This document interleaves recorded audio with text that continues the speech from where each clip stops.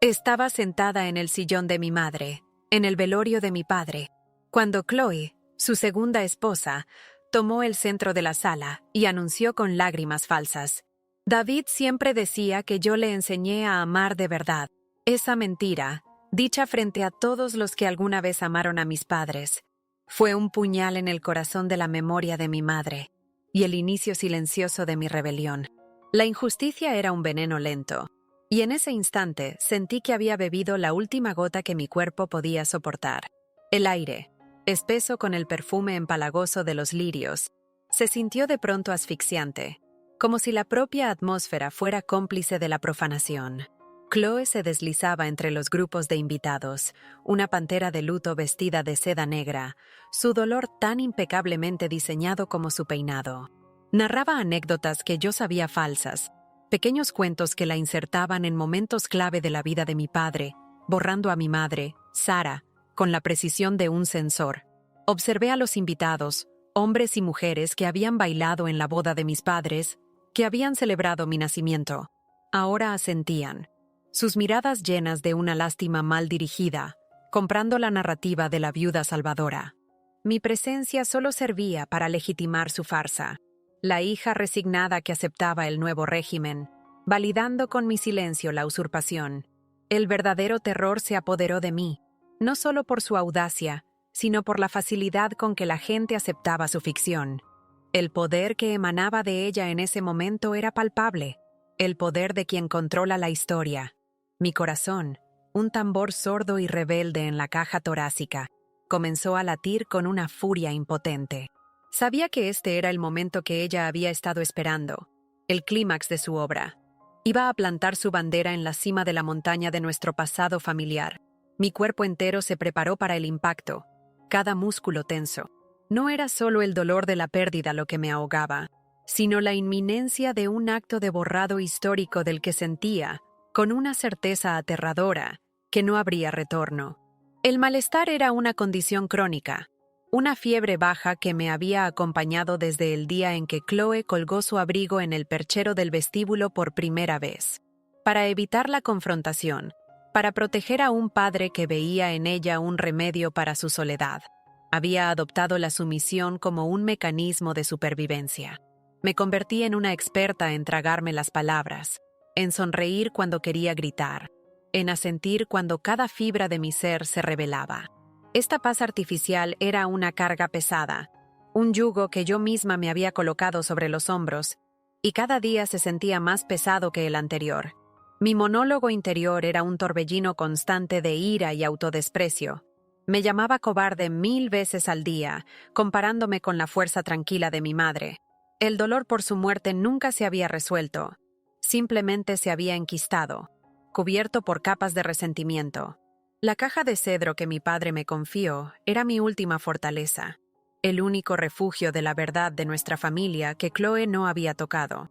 Protegerla era mi deber, aunque significara soportar su reinado en silencio.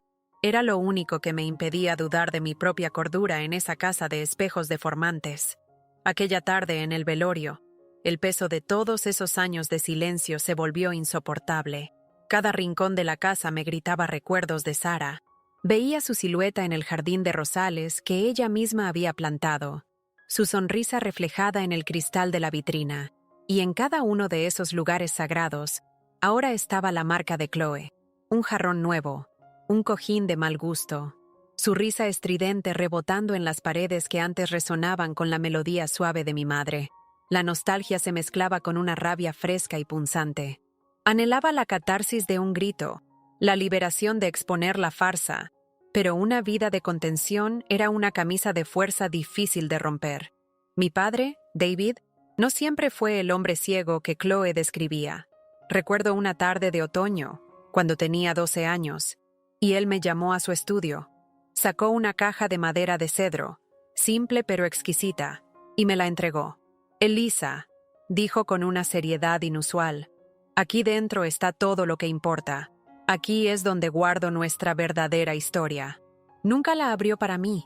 Esa caja se convirtió en mi ancla personal, la prueba tangible de que el amor entre mis padres era el fundamento de mi mundo. Esa verdadera historia tenía un nombre: Sara. Mi madre era la luz, la fuerza tranquila que me enseñó a amar la historia y a buscar la verdad. Su muerte dejó un vacío que la presencia ruidosa y artificial de Chloe nunca pudo llenar, solo profanar.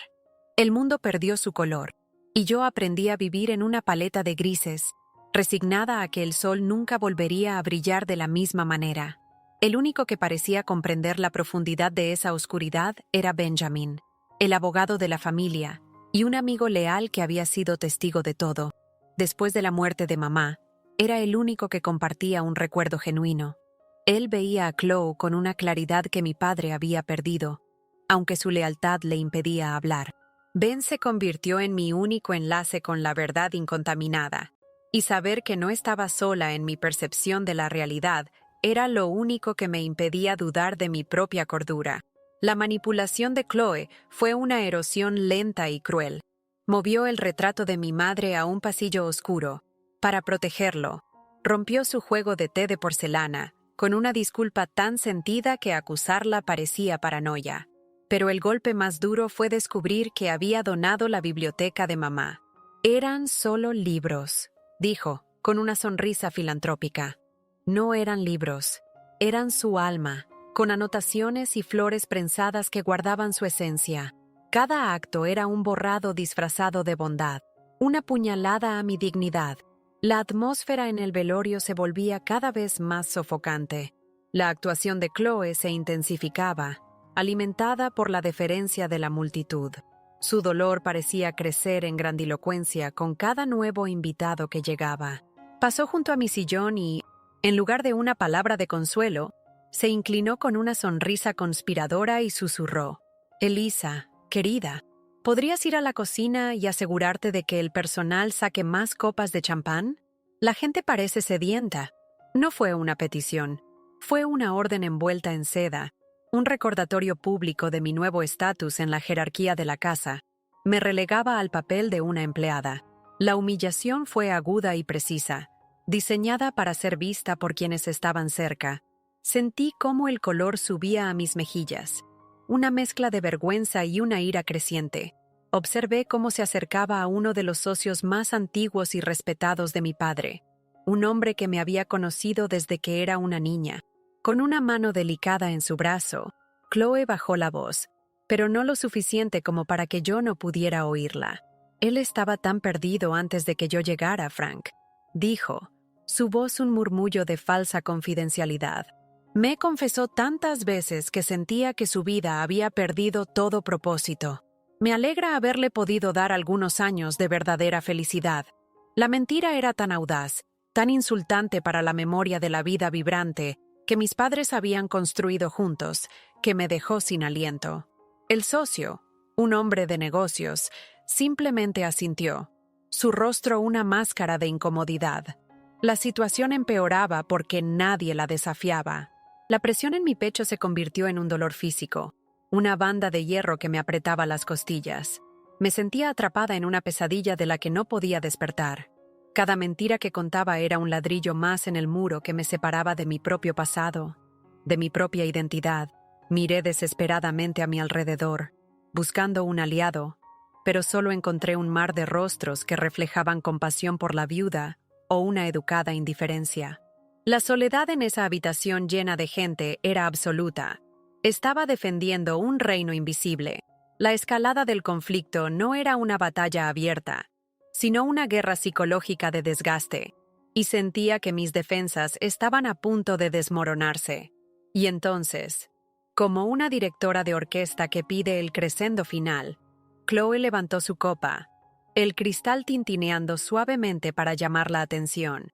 La sala, ya predispuesta a su liderazgo, se silenció de inmediato. Se colocó en el centro de la alfombra persa, bajo la luz directa del candelabro, asegurándose de que todos los ojos estuvieran sobre ella. Su expresión era una mezcla magistral de vulnerabilidad y fuerza. «Si me lo permiten», comenzó, su voz resonando con una emoción perfectamente modulada.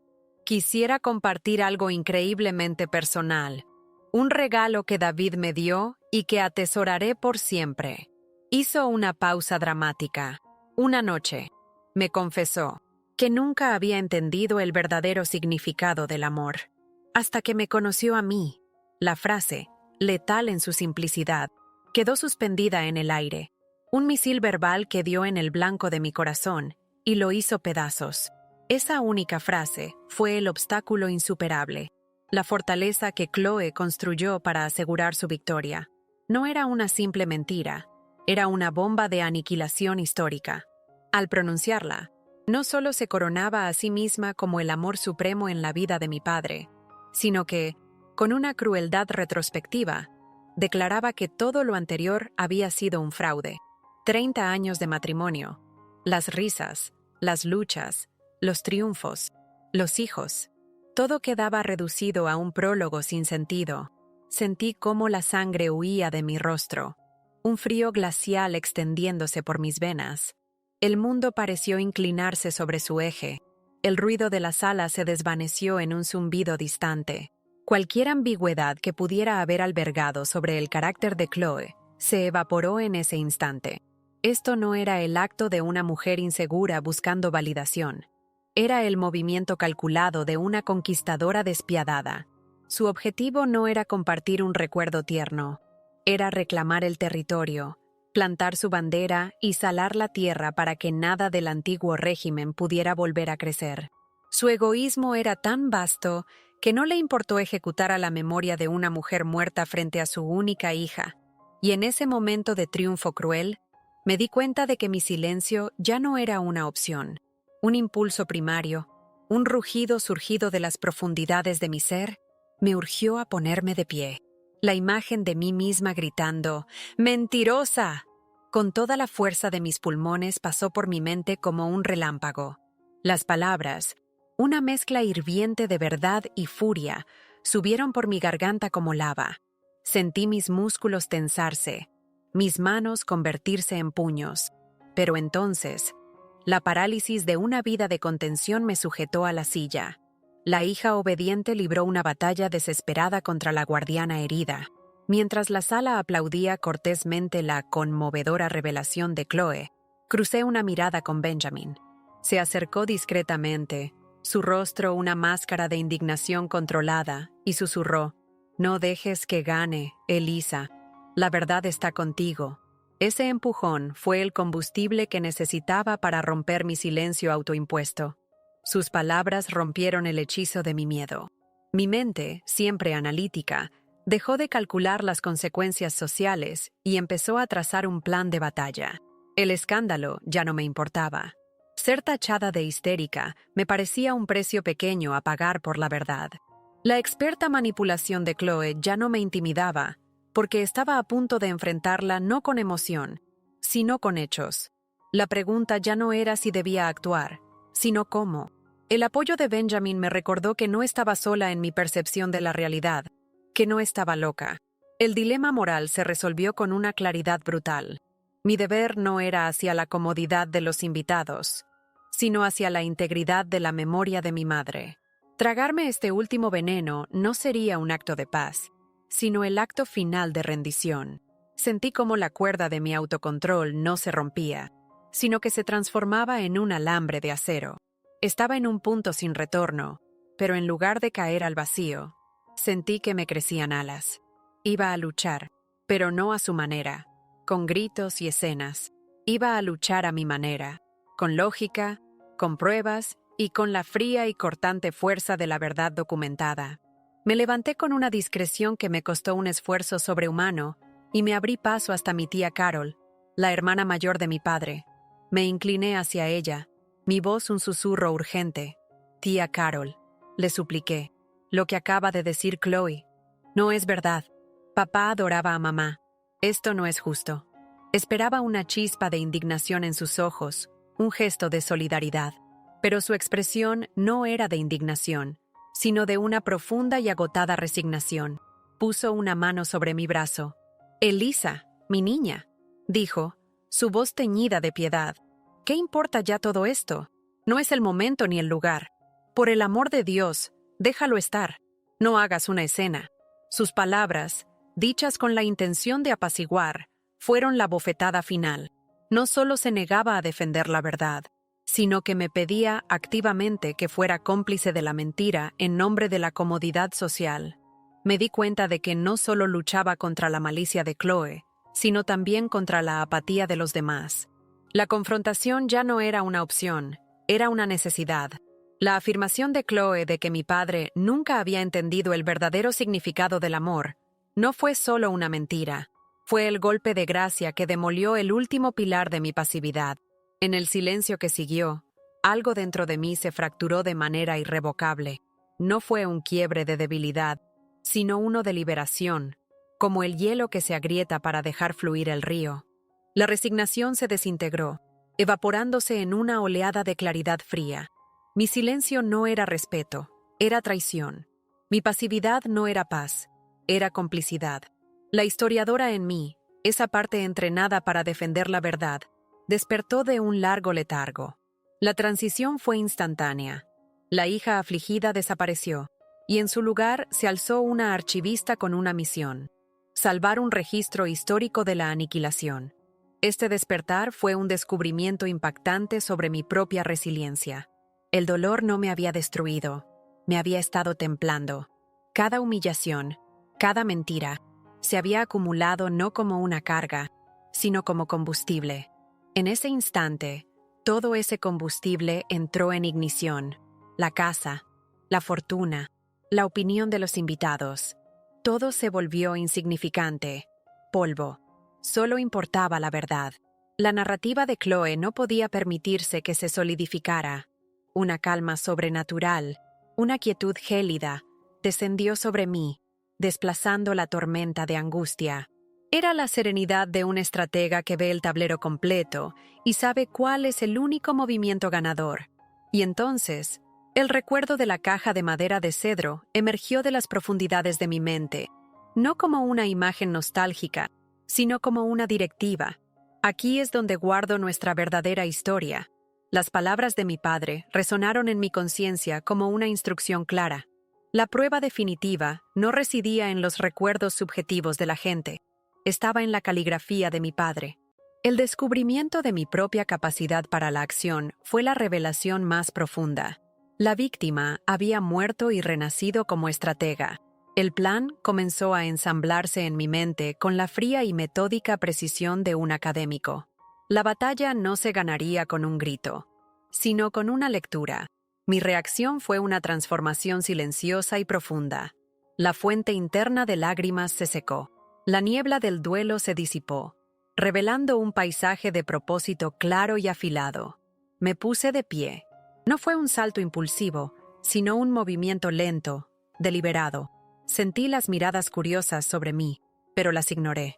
Mi cuerpo se movía con una lógica y una frialdad que me eran ajenas, y sin embargo, profundamente mías. Ya no era una hoja llevada por el viento, era la tormenta misma. Cada paso hacia las escaleras era un acto de reclamación. Marchaba hacia mi arsenal.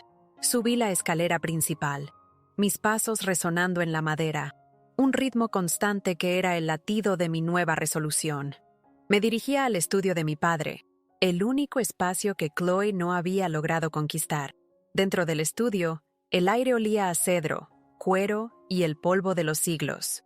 No perdí ni un segundo. Fui directamente al imponente armario de roble. Abrí sus pesadas puertas y busqué detrás de la fila de trajes. Mis dedos encontraron la superficie lisa y familiar de la caja de madera de cedro. Al tomarla, mis manos no temblaban, estaban firmes. La llevé al gran escritorio y levanté la tapa. El aroma concentrado de la madera y el papel envejecido me golpeó. Dentro, yacían docenas, quizás cientos de cartas, perfectamente ordenadas. No eran solo cartas, eran artefactos de un amor profundo. La génesis de mi acción fue impulsiva, pero mi ejecución se convirtió en un ejercicio de precisión académica. Solo necesitaba encontrar las muestras clave que harían implosionar la narrativa de Chloe. Mi transformación de víctima a guerrera no fue anunciada con trompetas, sino que ocurrió en la quietud de ese estudio polvoriento. Fue una transfiguración silenciosa, interna, pero absoluta. Mientras mis dedos se deslizaban sobre las cartas, buscando las fechas, las palabras clave, ya no sentía dolor ni rabia. Sentía una especie de poder frío y concentrado. Estaba lista para la batalla, y mis armas no serían acusaciones, sino palabras de devoción. Iba a combatir la ficción de Chloe con la realidad de mi padre. Y la realidad, como cualquier buen historiador sabe, tiene un peso que ninguna mentira puede soportar. Con la caja abierta sobre el escritorio, sentí un cambio tectónico en mi propósito. Mi misión no era venganza. Eso habría sido demasiado pequeño. Lo que estaba a punto de hacer era una corrección histórica, una restauración de la verdad. Mientras seleccionaba cuidadosamente 3 cartas, podía oír el murmullo de la fiesta de abajo, la risa ocasional de Chloe perforando el silencio. Ese sonido, que minutos antes me habría torturado, ahora era simplemente ruido blanco, la banda sonora de un régimen ignorante de su inminente colapso. Mi nueva determinación creó un nuevo tipo de conflicto interno. Ya no era miedo contra resignación, sino una carrera táctica contra el tiempo. Cada carta que elegí era una pieza de artillería. La primera, de su luna de miel, llena de la promesa del amor joven. La segunda, de su 10º aniversario, reafirmando una conexión que se había profundizado con el tiempo.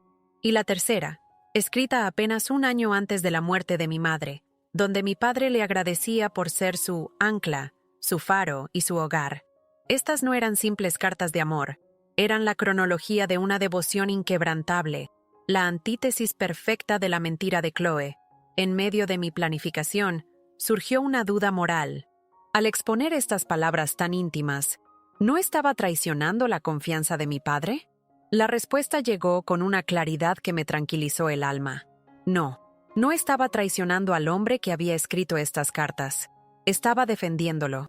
Estaba defendiendo su verdadero yo, el hombre que había amado a mi madre con una profundidad que lo definía. Estaba honrando al hombre que, al mostrarme esa caja, me había nombrado su archivista. Mi acción no crearía un conflicto, sino que lo pondría fin, exponiendo la falsedad y restaurando el orden legítimo de la historia. Justo antes de bajar, con las 3 cartas dobladas en mi mano, un último temblor de duda me asaltó. Necesitaba una validación, no de mi plan, sino de mi principio. Me encerré en el pequeño baño contiguo al estudio y marqué el número de Benjamin. Su voz sonó tranquila y centrada como siempre. «Ben, soy Elisa», dije, mi propia voz sonando extrañamente firme. «Estoy arriba, en el estudio. He encontrado la caja». Hice una pausa. Él esperó. «Chloe acaba de decirles a todos que papá nunca supo lo que era el amor hasta que la conoció. Voy a bajar y leer sus cartas a mamá. Benjamin, dime la verdad. ¿Estoy haciendo lo correcto? ¿O me estoy convirtiendo en ella?» El giro inesperado no fue una traición, sino un acto de lealtad tan absoluto que me fortaleció hasta la médula. Esperaba que Benjamin, el abogado prudente, me aconsejara cautela. En cambio, su respuesta fue inmediata, feroz y desprovista de toda duda. «Elisa», dijo, y en su voz había una dureza que rara vez le había escuchado. «La verdad es lo único que importa en este momento. Tu padre fue un hombre honorable que amó a tu madre por encima de todo. Lo que estás a punto de hacer no es venganza, es justicia, es restaurar un hecho. Haz lo que tengas que hacer. Tienes mi apoyo incondicional. Estaré abajo, observando». Sus palabras fueron la revelación final, el permiso moral que mi alma necesitaba. No estaba sola. Mi aliado, el otro guardián de la memoria, había ratificado mi misión. La verdadera traición no era la mía al revelar un secreto para honrar la verdad, sino la de Chloe al inventar una mentira para deshonrarla. Colgué el teléfono y una profunda paz se asentó sobre mí. Una calma antes de la tormenta que yo misma estaba a punto de desatar.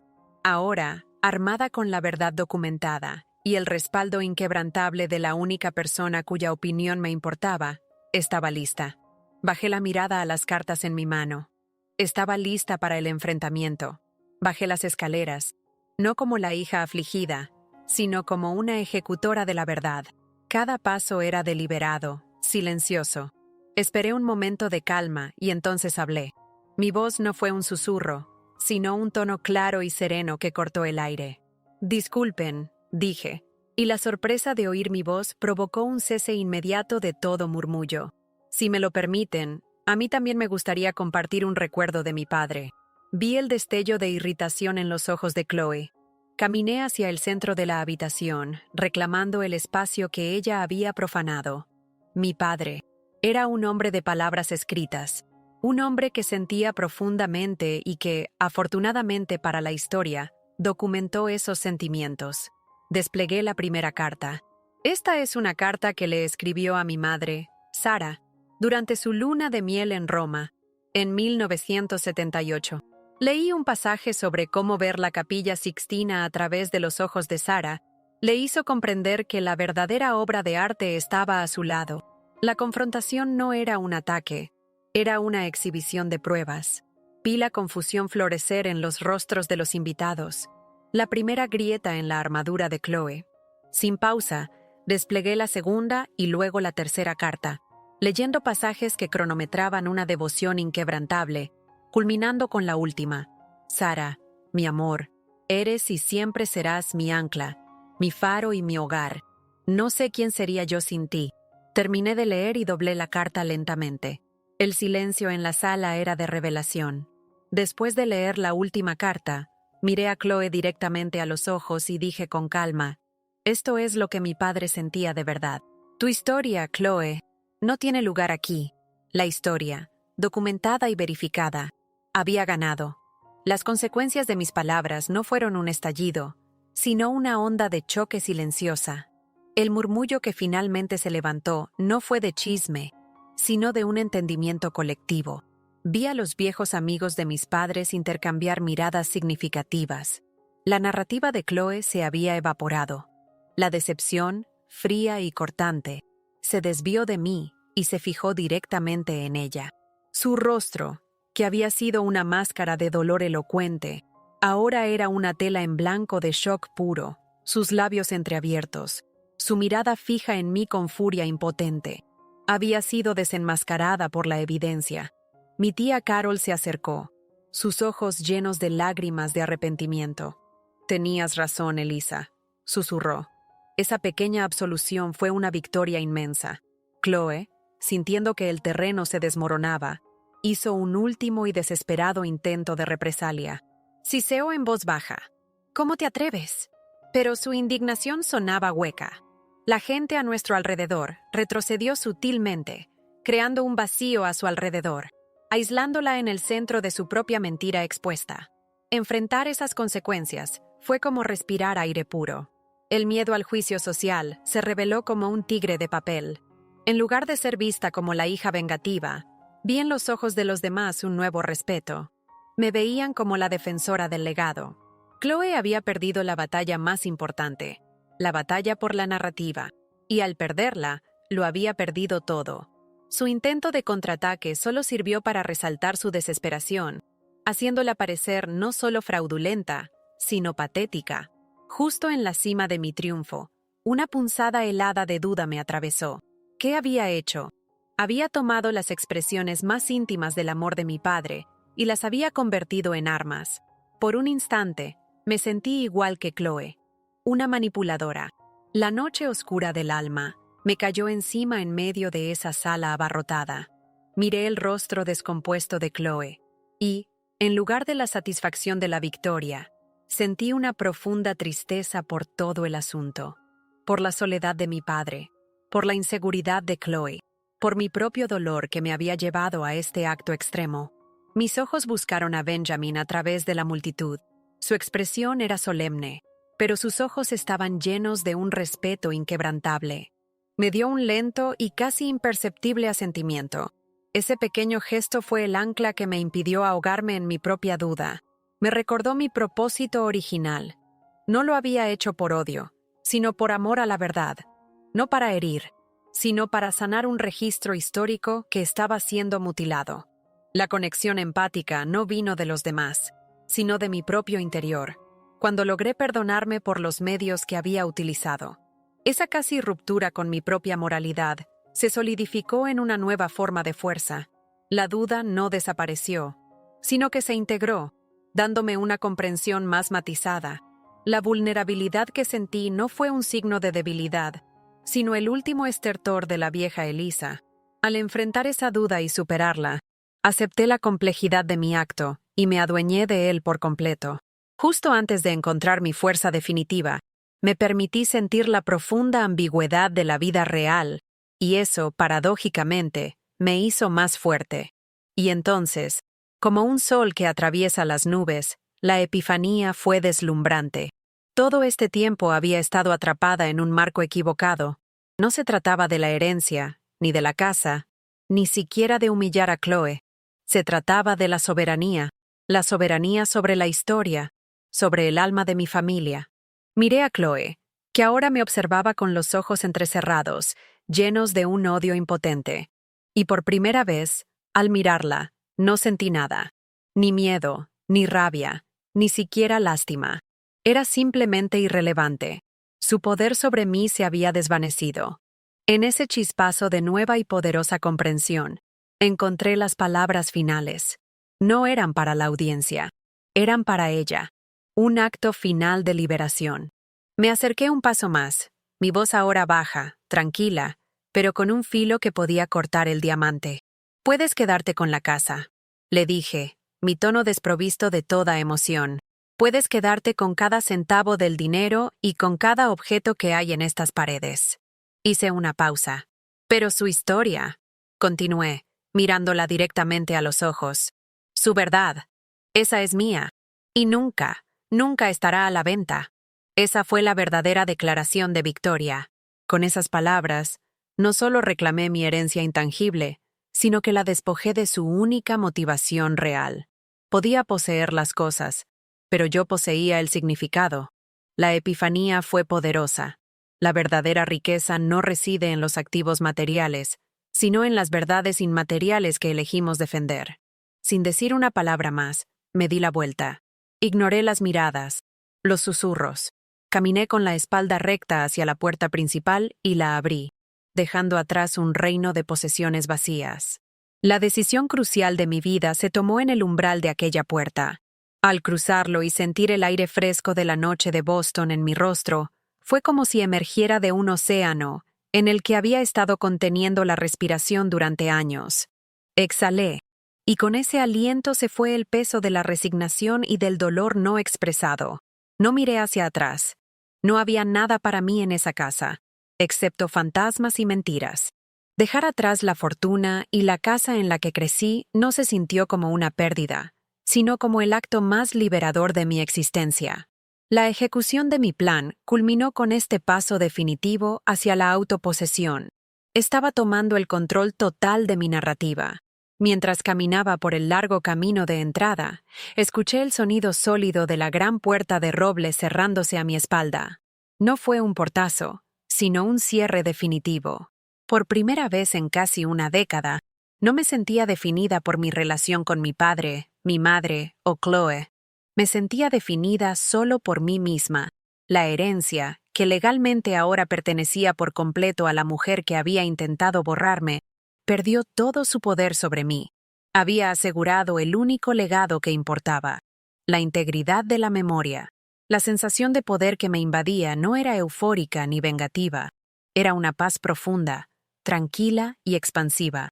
Esa noche, el sofá de la sala de estar de Benjamin y su esposa Anne se sintió más como un hogar que la mansión que acababa de abandonar. Me recibieron sin preguntas, solo con una manta cálida y una taza de té humeante.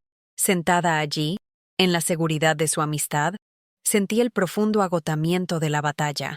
Pero bajo ese cansancio, había una corriente subterránea de un júbilo tranquilo. La decisión de exponer la verdad y luego renunciar a todo lo material fue el clímax de mi renacimiento. Ya no era la guardiana pasiva y asustada. Me había convertido en la autora activa de mi propio destino. En las semanas y meses que siguieron, las consecuencias se desarrollaron con una justicia casi poética. Chloe, tal como Benjamin había anticipado, se encontró en un exilio dorado. Su abogado le dejó muy claro que cualquier intento de demandarme por difamación solo conseguiría que las cartas se leyeran en un tribunal, verificando mi historia para siempre. Se quedó con la casa y el dinero, pero se encontró habitando un museo vacío.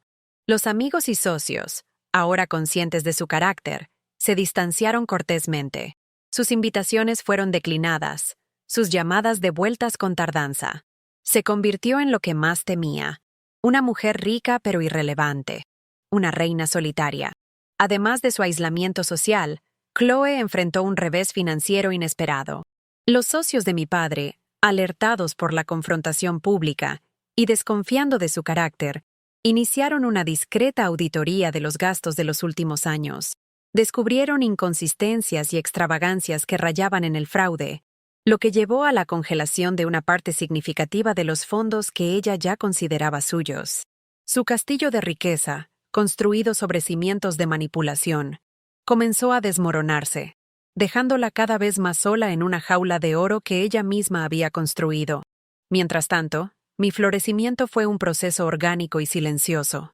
Familiares y viejos amigos comenzaron a reaparecer. Cada reconexión fue un acto liberador, como encontrar arroyos perdidos que volvían a alimentar el río de mi historia familiar. Estábamos reconstruyendo colectivamente el tapiz que Chloe había intentado quemar. La acción transformadora más profunda fue la erradicación de mi propia mentalidad de víctima.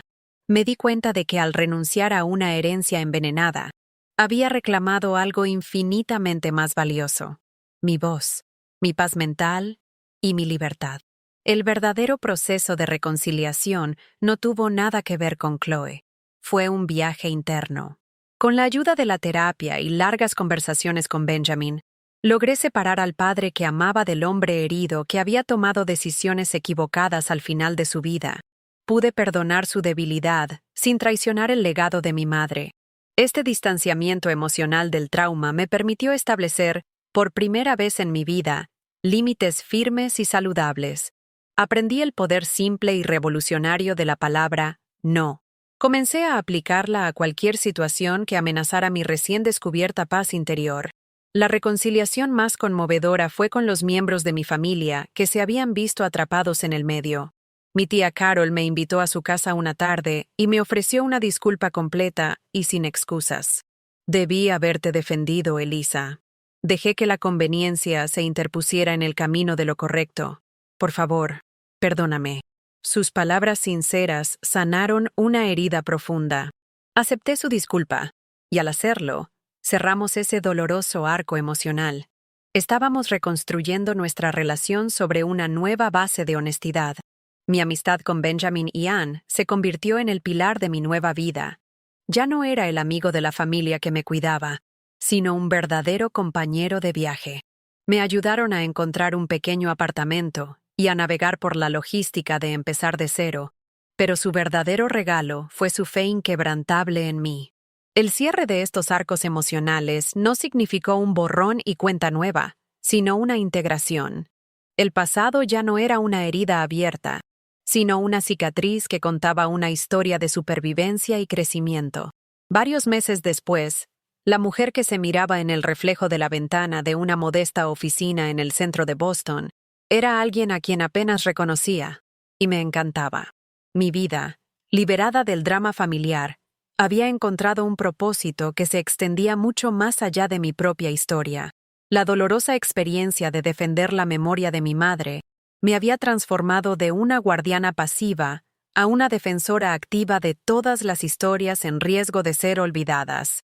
El epílogo de mi trauma personal se convirtió en el prólogo de una misión pública. La lección final que aprendí fue que la verdad, cuando se libera, tiene un poder expansivo. Sobre mi escritorio, junto a un ordenador portátil y una taza de café, yacía una pila de folletos recién impresos. En la portada, en letras elegantes, se leía: El Proyecto Sara.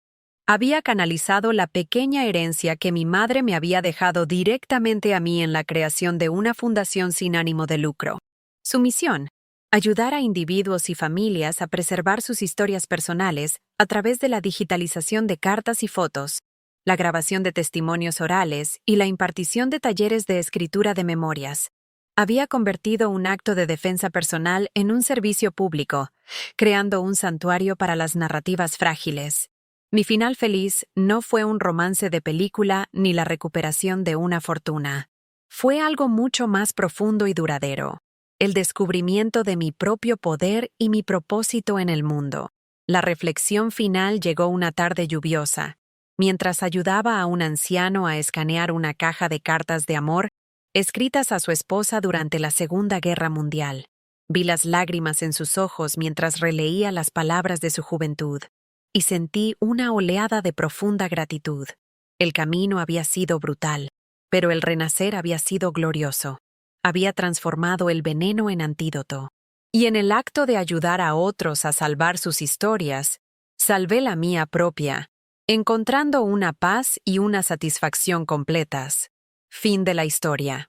Si la lucha de Elisa por la verdad tocó tu corazón, únete a este viaje de preservar historias con un like y una suscripción. Cada historia merece ser escuchada.